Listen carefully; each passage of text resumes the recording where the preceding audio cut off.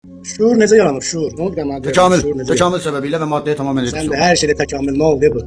Hər şey deyəndə ki, canlılarla bağlı sual verirsənsə, təkamüldən danışma. Şuurdan danışılır. Mən də şuuru dedim sənə. Sən də şuur maddədən müstəqildir. O zaman sənə sual verəndə özün anlayacaqsan, cavabını da anlayacaqsan. Sən araba içəndə qədər şuurun da sənin piyan olur. Mənim şuurum da piyan olur. Və şuurun beynindən müstəqil sənə də piyan olur. O da araqçıyır. Yox, sən fırladıb sualı təzə mənə verirsən. Mən Sualı sənə vermirəm. Mən sənə deyirəm ki, şuur beyin fəaliyyətlərinin bir nəticəsidir. Şuur necə yaranır? Şuur nədir bax şimdi? Necə yaranır? Xoş gördük, dəyərli dinləyicilər. Bugünkü podkastımızda yenə həmin o məşhur internetin bizə bəxş etdiyi intellektual nəhəng Çevik bəyin kəşflərini müzakirə edəcəyik. Sən demə bizim bu ateist qəhrəmanımız təkcə tarixçi və hüquqşünas deyilmiş. Eyni zamanda dünya səviyyəsində neyrobioloq və zəhin filosofu imiş. Ay aman, neyrobiyolog Çevik. Atalar necə gözəl deyib. Dəli quyuya bir daş atdı, 100 ağıllı yığışdı çıxara bilmədi. Amma narahat olmayın. Biz bu cəhalət daşını elmin və fəlsəfənin qüdrəti ilə o quyudan çıxarıb Çevikin öz başına çırpacağıq. İzlədim o diyaloqu. Müsəlman qardaş ona piano və ifaçı analogiyası ilə möhtəşəm haqlı bir sual verir, bu isə cavab tapmır, başlayır aqressivləşməyə, süni gülməyə və eyni cümləni tutuquşu kimi təkrarlamağa. Şuur beynin nəticəsidir. Şuur beynin nəticəsidir. Ay bədbaxt, sən bilirsən elmin qarşısında aciz qaldığı ən böyük sir nədir? Sən 21-ci əsrdə oturub 19-cu əsrin çürümüş, bəsit materialist dogmasını bizə elm kimi satmaq istəyirsən? Onun əsas dayağı nədir? Deyir ki, bax, insan başına zərbə alanda və ya spirtli içki içəndə beyni zədələnir, şuuru içir. Deməli, şuuru yaradan elə beynin özüdür. Bir növ maqnit rezonans cihazında beynin yandığını görür və elə bilir ki, şuur oradan ifraz olunur. Bax buna məntiqdə və elm metodologiyasında hum hoc ergo propter hoc deyirlər. Yəni birlikdə baş verir, deməli bir-birinin səbəbidir. Ən primitiv məntiq xətasıdır. Bəli, elm beyinlə şuur arasında əlaqə, yəni korelyasiya qəbul edir. Amma paralel işləmək, yaratmaq demək axı. Harvard'ın məşhur psixologu William James elə Çevik kimilərin anlaya biləcəyi televizor analogiyası ilə çürüdür. Təsəvvür et, bir televizorun içinə su kökürsən ya da tranzistorunu sındırırsan. Nə olur? Ekrandakı rəng pozulur, səs xırıldayır. İndi Çevikin məntiqi ilə gərək deyək ki, gördünüz, görüntünü və səsi yaradan elə bu plastik və dəmirlərmiş. Cihaz sındı, yayım yox oldu. Cəhalətin miqyasına bax sən. Halbuki o cihaz dalğanı yaratmır, sadəcə qəbul edir. Dəqiqliklə. Televizor qeyri-maddi siqnalları fəzadan qəbul edib, görünən formaya salan bir receiver, yəni qəbulucudur. İnsan beyni də şuuru, yəni ruhu yaradan bioloji bir ət fabriki deyil. Beyin o qeyri-maddi şuurun fiziki kainatla əlaqə qurmaq üçün istifadə elədiyi mükəmməl bir alətdir, interfeysdir. Cihaz alkoqolla zədələnəndə siqnal ölmür, ay Çevik, sadəcə onun xaricə yansıması pozulur. Piano nasaz olanda ifaçının çıxartdığı səs qüsurlu olur. İfaçı ölmür axı. O isə çox böyük bir təkəbbürlə şuur beynin nəticəsidir deyib mövzunu bağlayır. Halbuki bugün kognitiv elmdə dünyanın nömrə bir şuur filosofu David Chalmers məşhur şuurun çətin problemi, Hard Problem of Consciousness konsepsiyasını irəli sürüb və elmin bu mövzuda acizliyini elan edib. Bəli, David Chalmers özü də ateist meyilli adamdır. Amma Çevik kimi fərqlidir. O elmi bilir. Neyrobiyologiya beynin hansı hissəsinin yaddaşı necə saxladığını izah edə bilir. Bu asan problemdir. Amma Çevik bəy, gəl sənə çətin problemi verək, görək cavablandıra bilirsən. Necə olur ki, qaranlıq, rəngsiz, dadsız, səssiz, tamamilə şuursuz və cansız karbon atomları bir araya gələndə qəfildən mən deyən, qırmızı rəngin gözəlliyini hiss edən, sevinən, ağlayan subyektiv bir varlıq yaradır. Fəlsəfədə buna qualia deyirlər.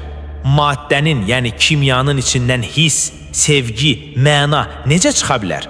Kompüterin də möhtəşəm prosessoru var, məlumatı işləyir, amma kompüterin mənliyi var, aşiq olur kompüter.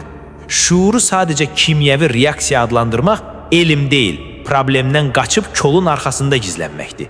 İfrat reduksiyonizmdir. Bəs kvant fizikası bu barədə nə deyir? Axı o çox vaxt fizika sözünü ağzından düşürmür. Bax, çeviyin məzarı elə kvant fizikasında qazılır. Adam şuuru kəllə sümüyünün içindəki bəsit bioloji şirə, ifrazat kimi görür. Amma kvant mexanikası bu dogmanı darmadağın etdi.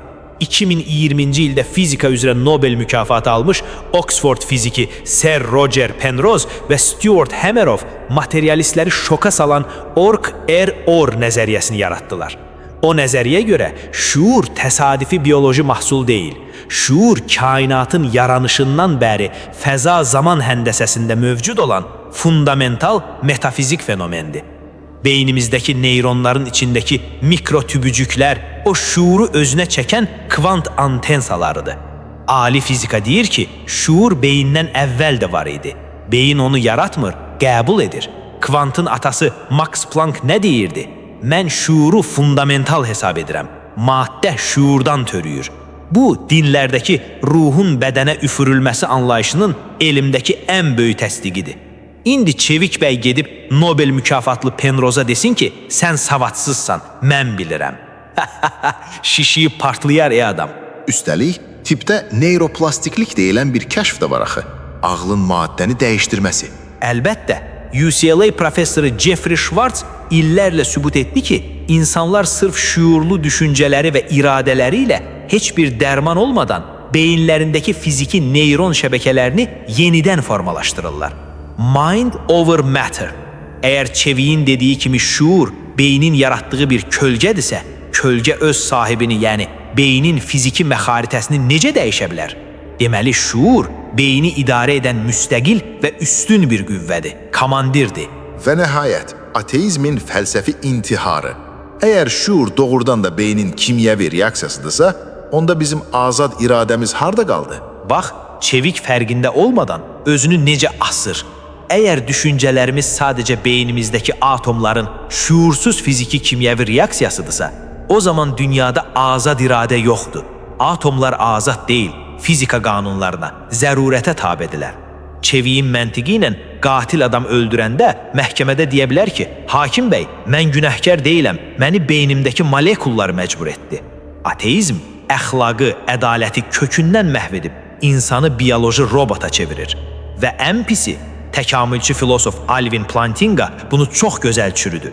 Əgər şuur sadəcə kimyəvi reaksiyadırsa, onda Çevik'in kameraya baxıb dediyi şuur beyindir, Allah yoxdur cümləsinin heç bir həqiqət dəyəri yoxdur. Çünki şuursuz bir kimyəvi reaksiyanın, məsələn, sənin mədəndə ifraz olunan mədə turşusunun doğrusu və ya yalanı olmur. O sadəcə baş verir. Çevik şuuru kimyaya bağlamaqla əslində öz beynindən çıxan sözlərin də dəyərini sıfırlayır. Yəni adamın ağzından çıxan sözlə mədəsindən çıxan qazın fəlsəfi olaraq heç bir fərqi qalmır. İnanılmaz dərəcədə sarsıdıcı bir məntiqdir. Yekun olaraq deyirik ki, elm maskası taxıb 19-cu əsrin köhnəlmiş siyentizmini təbliğ edən bu şəxslər piano ilə ifaçını ayıra bilməyəcək qədər cəhalət içindədirlər. Dəqiq. İnsanın sahib olduğu öz dərki, daxili aləm və məntiq məqsədsiz atomların təsadüfi birləşməsi ola bilməz. Şuur fiziki kainatdan üstün olan, uca yaradan tərəfindən bəxş edilən bir ilahi möcüzədir. Ateistin bu cılız iddiaları kvant fizikasının və fəlsəfənin qarşısında həmişəki kimi yerlə yeksan oldu. Çox sağ olun. Hörmətli dinləyicilər, öz ruhunuzun dəyərini bilin və özünüzü atom yığınına çevirmək istəyənlərə qulaq asmayın. Növbəti buraxılışda görüşənədək.